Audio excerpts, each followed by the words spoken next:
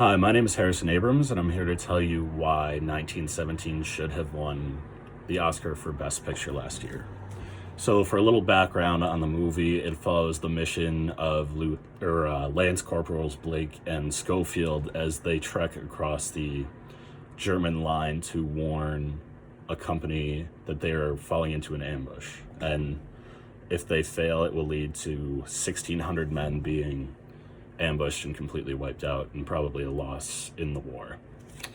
And this film actually won the Oscar for Best Cinematography, which is only part of why I believe it should have won the Oscar for Best Picture, but the cinematography in this movie is unlike any movie before. And it really submerses you in the film, and you think you're actually there. And you follow Blake and Schofield through almost an over-the-shoulder camera work. But the main thing that this movie does different from other like stereotypical war movies is that there's only one visible cut in the entire movie, which I'm sure there are hidden cuts and sweeping shots or action-packed scenes that you wouldn't notice. But the fact that there is only one cut, and it's when a character is knocked out and you are following the character, makes it really feel like you're there, because you don't get a break. There's always a feeling of anticipation or fear or excitement, just depending on what's happening in the scene. And the fact that it doesn't cut, it feels like, well, it doesn't visibly cut. It feels like the entire movie was shot in one take, which makes it seem completely like you're there in the action. And another reason that it should have won the Best Picture Oscar is because of the storytelling. These two Lance Corporals, Blake and Schofield, are set up to be sort of friends, like they know each other, but not well. And Blake selects Schofield for this mission because he thinks it's a mission to go back and get food for the front trenches.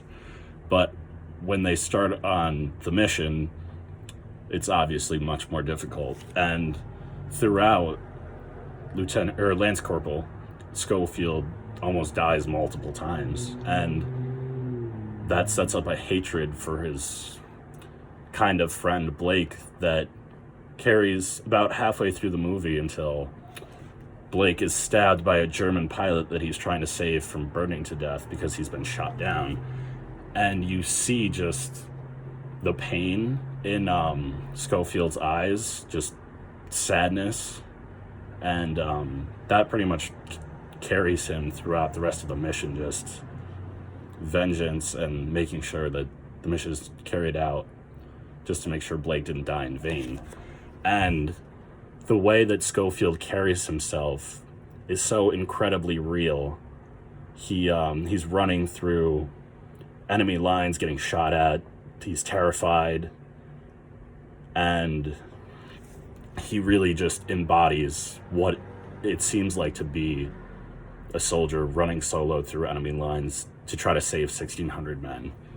And I'm not sure who they casted as the actor, but he played the part fantastically. And one of the most powerful scenes is when he finally arrives, they're singing like a war chant before they go into battle, and all he does, he just sits, leans on a tree, and he looks completely lifeless. Like all energy is completely drained from him, and it's just fantastically done.